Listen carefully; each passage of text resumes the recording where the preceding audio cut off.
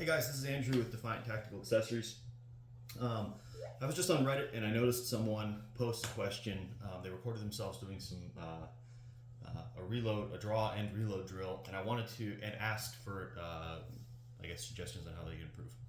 So I was going to just type up a response, but I think that a video would be more useful. So I guess I'm gonna address the question through the video.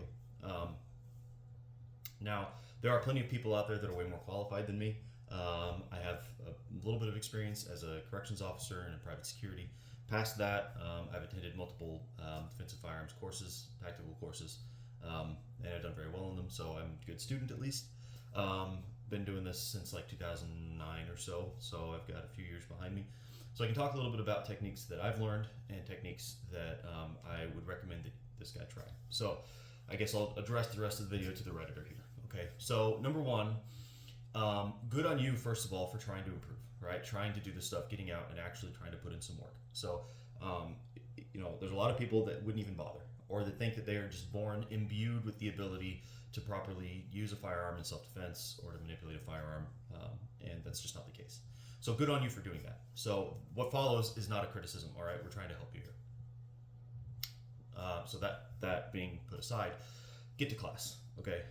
Nothing that anyone on Reddit or myself on a video is going to tell you is going to be the same as having an in-person, qualified, trained instructor look at you in person and speak to you and help you to develop proper tactics, techniques, and procedures, okay? You've got to do that. Now, I know that financially that may not be the case for everybody, which is one of the reasons that I'm putting this together for you, okay? So, moving past that, let's talk about the drill that I saw you do. So what it looked like you were doing is you, by the way, I have dummy rounds in here. They're 3D printed and they don't feed that well, but you know, it's what I got. I saw you draw, all right, present, I presume you pull the trigger, right? And then I saw you rack and lock, and then conduct a reload, right? And we'll stow this. All right, like that, right? Okay. So I would not recommend doing the drill that way, okay? You're really combining two drills, okay? One drill, which is to practice drawing, and the other, which is to practice reloading. By practicing both together, you're coupling the muscle memory for those two things together.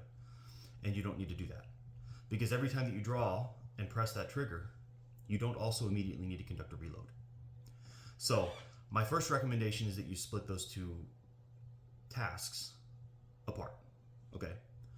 Now, let's talk about the first task. When you drew, you need to work on your shooting stance, okay? Your shoulders were a little bit hunched, and there were some other things that don't come to mind right now when I watch the video. There are a couple of different shooting techniques that you can look into. You can look into the Weaver stance, which is pretty old, the modified Weaver, which is a little less old, the isosceles, which is probably about as old as both of those, and then there's sort of a modern, I don't even know what it's called, modern stance or whatever, okay? Part of it's about what's comfortable to you. Part of it, to me, is about what's appropriate for the environment you're in. For someone who's starting out, and I'm reading between the lines a little bit that you are, I would not try to study all of them. I would not try to implement all of them. I would pick one and get good at it. And we're only talking about static shooting here, okay? Because a lot of this changes when we start moving and we start actually studying how to fight with a firearm, right? Okay, so I'm just gonna kind of pick isosceles, and I'm gonna do an approximate isosceles. It's not gonna be perfect. It's been a while since I went through a course that taught isosceles. So what you're gonna wanna do, okay, is I want you to get your feet shoulder width apart, okay? And I'll go ahead and draw, all right? And then when we get into the isosceles stance, we're gonna bend at the knees, okay? So I'm bent down here, all right? You can't see my knees, but I'm bent. And then we're gonna lean forward. We wanna get our shoulders so that they are approximately over our knees, okay? Then from that position, we can present our firearm. Now, you can't see my arms, okay, but I don't have them bent, okay? I don't have one extended and one bent, right? Or like this, right? Okay? Both arms need to be locked. Okay, the name of the isosceles stance comes from the fact that our shoulders going out to the weapon forms an isosceles triangle. Okay, so shoulder width apart, knees bent over, and arms locked. Okay, that is an isosceles stance. Okay, so that's the position that you need to be in. Now note that my back is not curved, okay? All right, my back is straight, okay? My back is straight and I'm bent at the waist. It almost feels like your ass is being pushed out, okay? And that's the position that you need to be in. So that is an isosceles stance. Look it up, Google some, maybe watch some videos that are specific to assuming this, the isosceles stance, and use that as your base stance. All right, so that's the first correction for the first part of the drill that you need to be doing separately. Let's talk about your draw stroke as well. See if I've got, okay, I do, and I don't seem to have, all right. All right, so when you go to draw, okay, and this is something you can find plenty of YouTube videos on as well, all right? It's what I saw you do is something about like this. You drew, and you brought it up, and then you brought it out like that, okay? You kind of brought it out like this, all right? That's what I saw. Now, that's a common mistake. You'll see some people that bring it out like so. You'll see some people that bring it out like that, okay? The purpose of the draw stroke, or an important factor in the draw stroke, is getting your eye aligned with that sight as soon as possible. Now, the reason for that is because we want to be able to take an aimed shot as soon as possible, okay? It may not be immediate, but as soon as possible.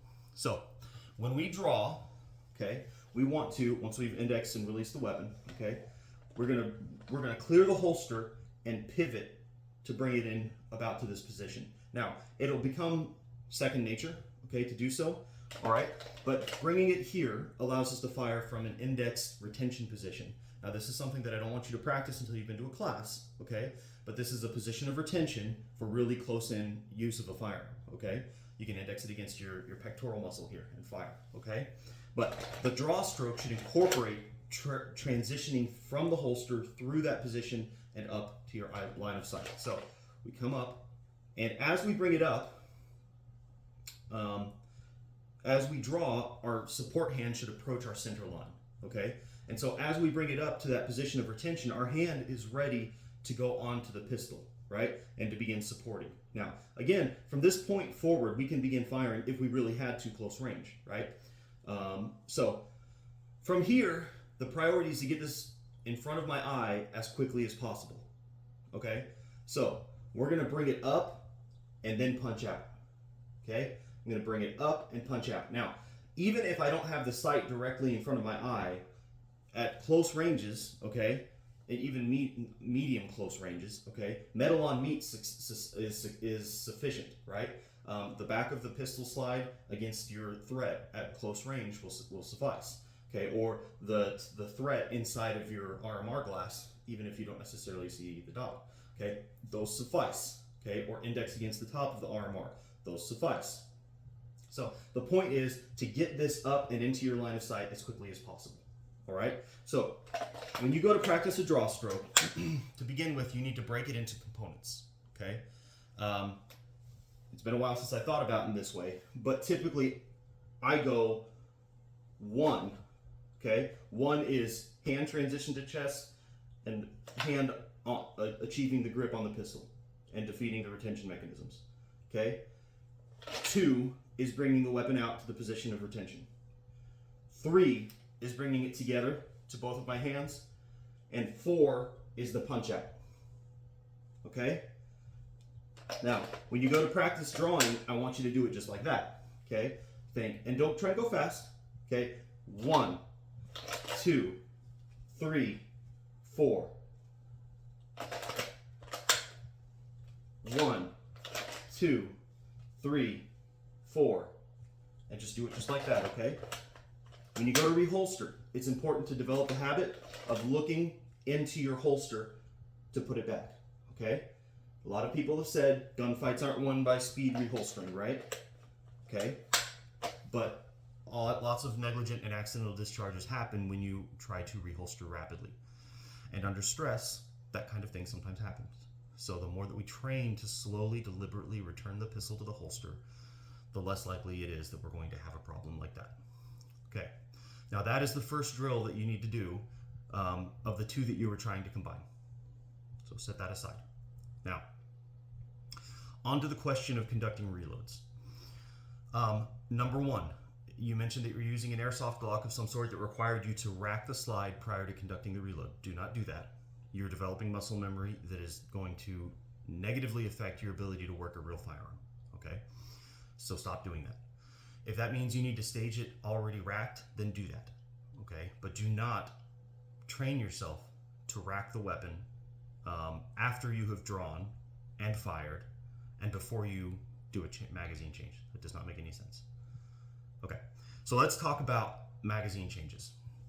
And in fact, what I'm going to do to prevent myself from having to do that exact same thing is I'm going to start with an empty mag. Okay, so empty mag, lock back.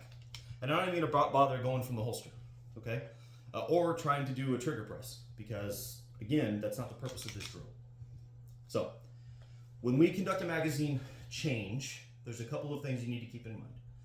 Now, there's a couple of different kinds of magazine changes, okay? Some magazine changes are done in the middle of a fight. Those are oh shit magazine changes, right? Emergency reloads, okay? And the purpose there is to get another magazine into the weapon as quickly as possible. Now, there are other kinds of magazine reloads. We may conduct a tactical reload because we have a moment either in the fight or outside of the fight to change the magazine, okay? We may conduct an administrative reload, which is, you know, outside of the fight and has nothing to do with the fight at all. What it looked like you were trying to do is an emergency reload, so I'm only going to focus on that technique. If you want to learn more about other kinds of reloads, go to class, or if you can't, do some research. So let's talk about emergency reloads. With an emergency reload, okay, you're in the middle of a fight. Your weapon has gone dry. We're going to assume, just for the purposes of the drill, that you know that it's not a malfunction, which some people would call this a malfunction, the weapon running dry to begin with, which is fine. But we'll just consider that the weapon has run dry in the middle of a fight, okay? Your purpose then is to get a new magazine into the weapon as rapidly as possible. You're not worried about retaining it. You're not worried about where the magazine goes. You're not worried about if the magazine base plate is going to get broken. None of that matters because you still have a fight and you need a weapon with ammunition in it right now. So, and you still have a threat. So the technique that we're going to use is where we've gone dry, right? You'll have pulled the trigger and you're not going to get a response. Now, you may or may not notice that in a fight, okay? So you shouldn't train for that to be your stimulus, okay?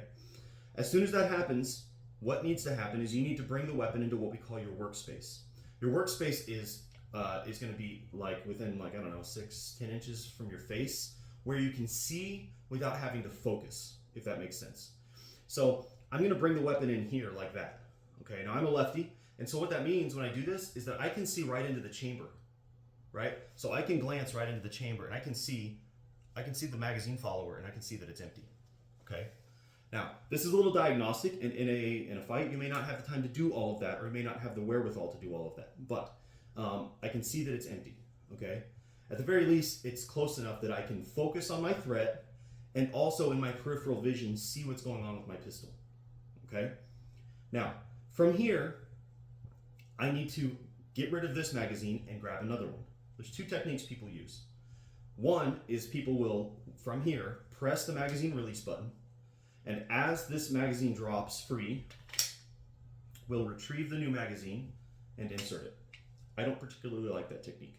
And that's only because I don't trust the magazine to fall free. There's tons of reasons why a magazine wouldn't fall free. I don't fault people that do use that technique. It's just not the one that I prefer to use. Okay. The other technique is from your workspace. My hand is already here. It already has to go that way. So I'm going to press the magazine release, and I'm going to positively remove the magazine, okay, and let it fall to the floor. As I do that, my hand naturally moves towards my belt line, where I can index and grab a new magazine and bring it into the weapon, okay? Now, you should do this enough from this position that you can do it without looking at it, okay, which is kind of what I just did, all right? And if you grab the magazine the same way every time and put the pistol in about the same position every time, you will be able to do that every time, okay? We slam it home, okay? And then we rack the slide. Now, there are some people that like to do this. I don't. I'm not a huge, what do they call it? I don't know. I'm not a huge large muscle group guy, right? I know there's some people that talk about not using fine motor control and using gross motor skill. That's the word I was looking for. But I do prefer to rack from the slide over top like this, okay? And then we present back out to continue our engaging the target, okay? Now, let's talk for a minute about the magazine, Okay. Our magazines need to be stored in a dependable way. That is on our belt line. Okay. The reason for that is because we need to be able to grab it the same way every time that we grab a magazine. When you go to retrieve a magazine from your belt, it needs to be stored in the same direction. Now, there are some people that prefer to have them stored pointing towards the center line. There are some that prefer to have them pointing away from the center line. I don't know how pointing away from the center line works. I don't understand how people can grab those and easily bring them straight into the magazine well. I'm not going to criticize people that do that, and if you prefer to do it that way, then that's okay. And by the way, I apologize, I'm sweating like crazy. I just got back from my morning PT.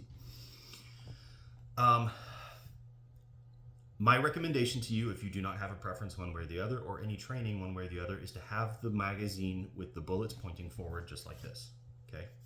When you grab the magazine in a particular way, we refer to that as indexing the magazine.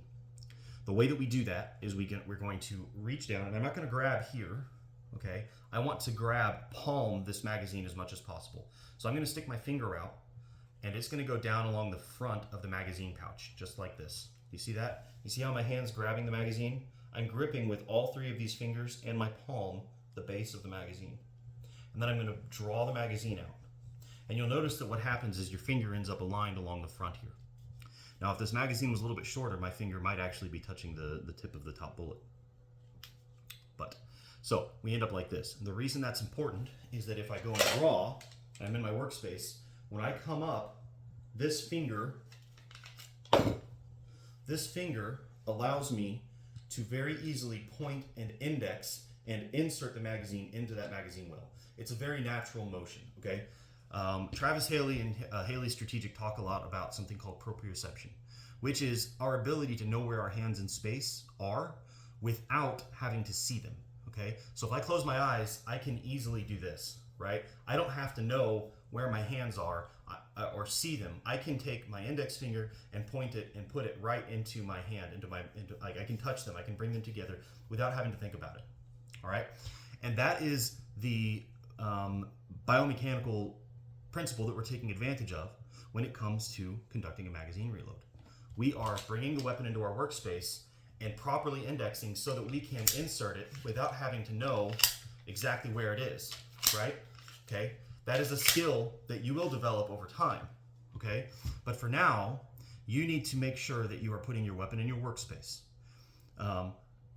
In fights, you could be on the ground, you could be shooting under a vehicle, you could be shooting around cover, you could be shooting in some unusual position, and you still need to be able to, or in the dark, and you still need to be able to conduct the reload. So that proprioception will come as you practice. For now, you need to have the weapon in your workspace, in front of your face. You need to have the weapon the magazine properly indexed. And then you need to slowly practice just doing this, okay? Bringing it in. You could even stop right there sometimes, okay? And just take it back. Okay, come here, bring it in, and just go in. Okay? Okay, and just practice that over and over and over again. Do it 500 or 1,000 times, and it'll be second nature. All right. So, I'm going to go over it again and kind of go top to bottom. There's one other technique that I'll bring up. I mentioned I mentioned the way in which I release the slide. I like to go over the top. Some people go over the front like this. Some people also use the slide catch. Again, that's not what I like to do. I don't like to rely on that. I just don't. Some people like to though, and that's okay too. I would say you should pick one of those techniques and stick with it. And I'm not gonna tell you, dictatorially that one is right and one is wrong. Okay, so let's go over that one more time, and then I think we can wrap up. All right, so I've got my empty magazine. My slide is locked back. I'm in a shooting position. I'm out of ammo. Fuck. Come in. I can see what's going on, right? Get rid of the old magazine, insert the new one, rack the slide, and I'm back in. Right? Okay. Let's do it one more time. Oops. Grab my empty. All right. I'm not gonna holster. All right. So we're out. Click. Okay. Just like that. Okay. All right. So There are a bunch of other ways that you can skin this cat. I'm not going to judge you for wanting to do it a different way. And there may be people that post on here and say that I'm totally wrong, and that's okay too. There's other ways to go about it. But that's my recommendation from someone who's got a fair amount of experience shooting and who's been through a few classes. And I'm going to reiterate my recommendation that you need to go to class. You need to go to a reputable firearms trainer, instructor, and get some training, okay? Because ultimately, advice from strangers on the internet, as the kids say today, that's not it, right? So you need more, and you deserve more, and I think that as a responsibly armed citizen, truly, fully exercising our Second Amendment rights requires that we do more, okay? We need to make ourselves a well-regulated militia, and part of that is seeking training from competent people and being as competent as we possibly can so that if fate taps us on the shoulder, then we're ready to answer the call, okay? I hope that's helpful. I wish you well, stay safe, and we'll catch you in another one.